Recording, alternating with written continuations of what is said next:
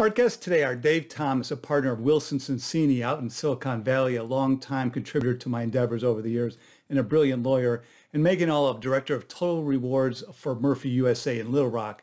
I first met Magen at one of my conferences where a panelist didn't show up. I asked her to pinch hit, literally having just met her, and she did so with aplomb, a real pro. I'm Brock Romanek, today on Zippy Point.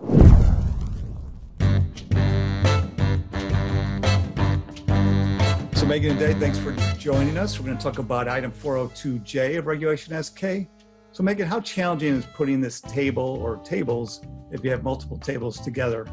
Sure. For the change in control or severance table, it is more, to me, more complicated of the other tables, just because a lot of the other tables, we can just run a report out of our stock admin system, and we have a great baseline for the report. This one is really calculating various different things for various types of terminations. So it takes a little bit more time and concentration than some of the print and done tables. So Dave, this is item 402J. It's a principle-based disclosure. What philosophy do you use to help guide you in deciding what to disclose and how to calculate the amounts? Yeah, so one thing I think is interesting actually is that the rules don't call for this to be a table. It's just a requirement that you provide disclosure about how you're making payments in a bunch of termination scenarios. I think we've all tended to think that with that much information and based on how the rest of the proxy rules are laid out, a table is the easiest way to disclose it. And I think everyone's gone that direction. I tend to follow the same rules on this kind of principle-based disclosure that I do almost anywhere else in the proxy statement. Sort of one, most important underlying principle is don't say it if it's not true. So accurately describe everything that you do. Number two is don't omit something if the omission would be misleading. Number three is be as clean and plain English as possible when you're making it, when you're doing your disclosure. I tend to think that over disclosing is better. To the extent you have a borderline call to make on how you want to do something, I think as long as what you do is you make a principled decision, you drop a footnote, explain how you made your decision, and you've got the information there, it's very difficult to argue with someone arguing it. I also think that from a principles-based perspective, you really ought to give a totals number. You shouldn't just describe every element of what somebody gets and expect your reader to add the numbers up. And so I think that making sure when you provide this disclosure, you're essentially showing what somebody would get as the walkaway amount in any kind of termination scenario is very important. Yeah, the walkaway amount I do think is important. That's what people are looking for. So the tables for all the named executive officers, I have a separate vid guide about how you determine who those people are. I usually have 5 or perhaps as many as 9, but at least usually 5. But Dave, what do you do with NEOs who depart during the fiscal year or even after the fiscal year, but before your proxy is filed? Do you still include them, since that would seem odd? Absolutely. Yeah, the rules require you include them. And I think the ones who depart before the end of the fiscal year are the easiest, actually, because this is a principles-based disclosure. You just describe what they got. And so you don't have to go into 47 scenarios of the other things that might have happened if they were employed the last day of the year. You just describe, so-and-so left, they got paid these amounts pursuant to whatever the arrangements that were in place. Somebody who is there at the last day of the fiscal year and departs after the end of the last day of the fiscal year, there's interesting discussion in the rules about how you're supposed to do this disclosure. And there's a weird bifurcation that says essentially if you don't have the CEO or CFO, I still call them that because I'm old school. If it's not a CEO or CFO, but they're a named executive officer and they've departed after the end of the year, you can go ahead and just describe what they got paid when they departed, because the rest of the information is not relevant to discussion. I think for some reason, if you've got a CEO or CFO who departs after the end of the year, the tabular disclosure rules, they require you to continue to provide the information in all of the other scenarios. And so I think when you have somebody who's left after the end of the year, that's one to take a real hard look at to make sure you get it right. So how far out do you go with the types of triggering events you might have? Does it depend on the plan, but you have death, disability, resignation, retirement, change in responsibilities? What counts? Everything counts. So it's one of these, the biggest issues with this is, and it's why the disclosure here is often particularly complicated. So I think, anything that results in somebody getting paid differently than a rank and file employee, you should include that scenario. If you have people who get paid on retirement, who get paid on, death and disability, they get paid for, single trigger on a change of control, those things all count.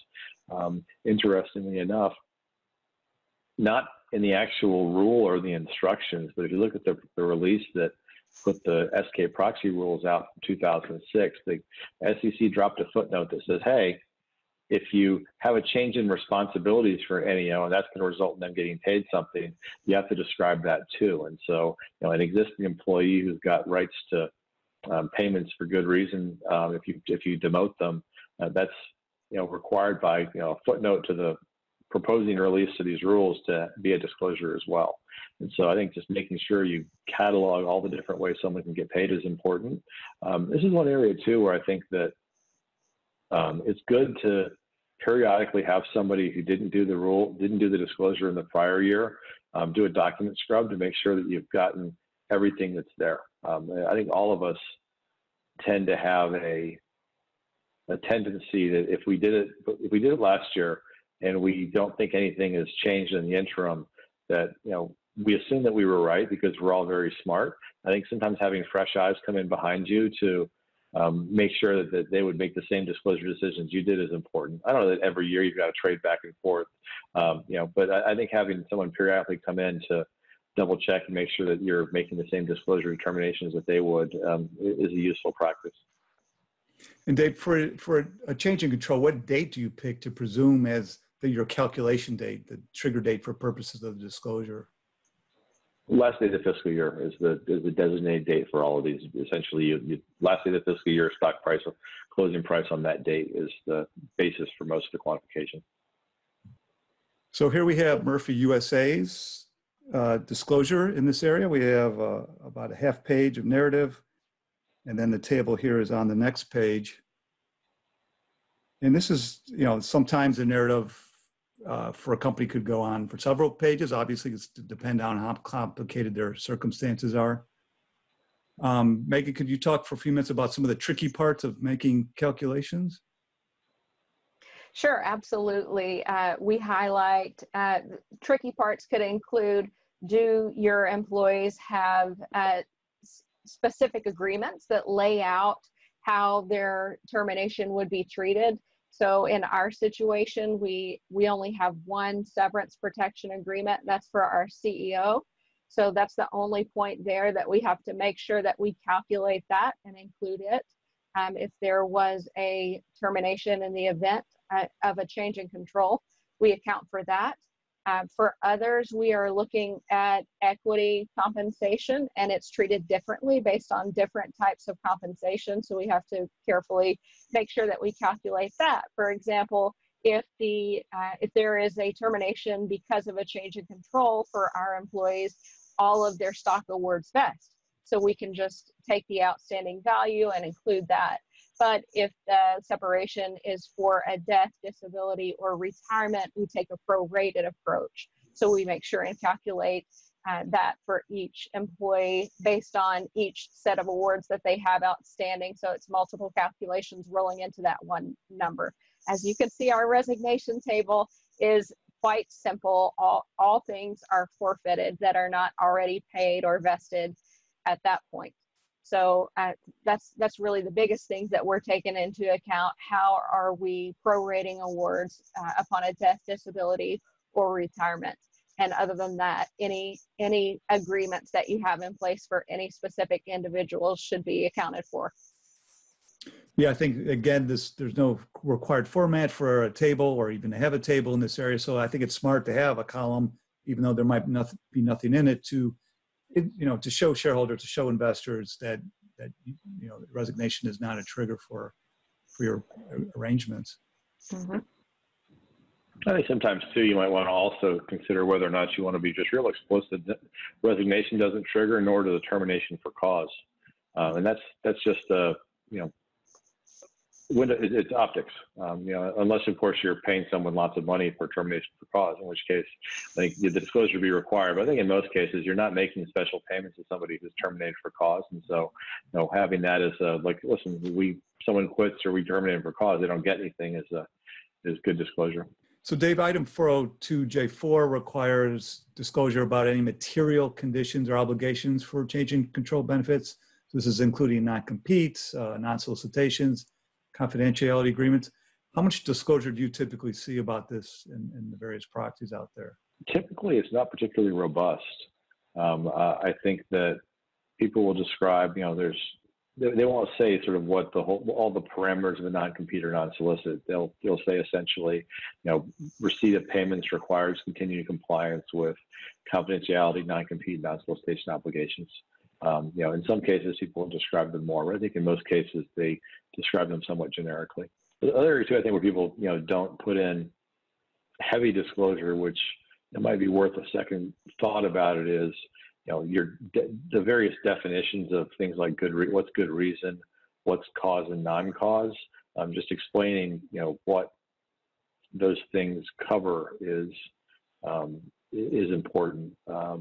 Just to make sure you've got enough information. Once again, I said up front, it's a question of, is the person who's using this going to get enough information out of it to be able to make a principled, decision, if they're going to make any decision based on this information. And so I think making sure your story is good. And obviously, to the extent you've got other descriptions of employment arrangements, either in your CDNA or other places in the proxy, you just want to reference what the definitions are there, or somewhere else you filed them.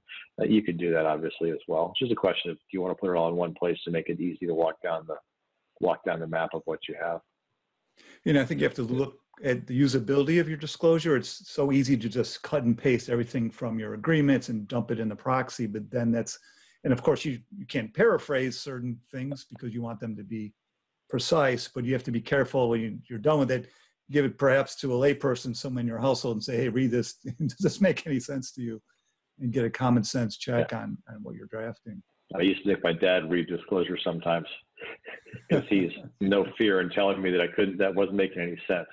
So a good check. Educated, non-lawyer. Exactly. So how much do proxy advisors care about this table? I think they like to have the information easy for them to tell whether someone's getting above whatever level they've set as the appropriate amount that's there. I think that if you can clearly see what the walkaway number is, or that someone's getting 2 times their salary plus bonus is useful. I think that ISS especially has some real strict rules around bad pay practices, including, single trigger acceleration, et cetera. And so I think that to the extent you're not doing things that are, on the bad pay practice or problematic pay practice list, I think being very clear that you're not is useful. Obviously, this table will reinforce that you're not doing it if you're not doing those things. And so I think very often we'll see in a CDNA, for example, a governance section that has a list of, we do these things, we don't do these things. And so if you have you're describing that you're not doing things that are considered problematic pay practice from a severance perspective, reinforcing that by having, those columns shown as blanks in a table, I think it's helpful. So Megan, there isn't a whole lot of diligence for the other big guy we made with both of you about directors' compensation, but for this table, I think there'd be more diligence. So where would you put this one on your fun scale?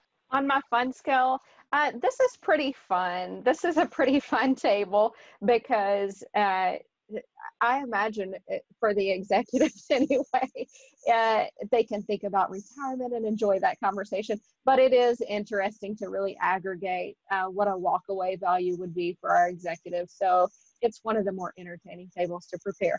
I think one thing, Brock, that people often don't give themselves enough lead time for is thinking about the interaction between these amounts and potentially provisions that are set up to deal with the IRS golden parachute excise taxes. And so there are some companies that have provisions that, and gross ups are vastly out of favor right now. So I don't think we have a lot of companies with gross ups, but I still have some clients that have cutbacks. And so the question of is the amounts triggered by varying change of control and severance protection is going to result in a cutback under the golden parachute rules.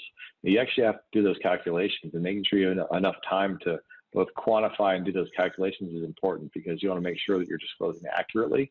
And if the agreements in question result in or will cause a cutback, you want to make sure you know that so you can disclose accurately. That's a lead time question. Mm-hmm.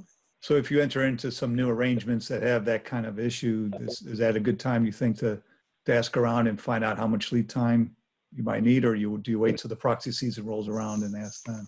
I think when you're doing it, making sure you understand how long it will take to do calculations. I think, quite frankly, because all of the numbers are based on the fiscal year-end stock price, I think once you see what the fiscal year-end stock price is, a process to make sure you loop in the appropriate accountants or whoever's doing your calculations is just useful to start that process as early as you can. That's a piece you can outsource, essentially. Thank you very much. Thank you.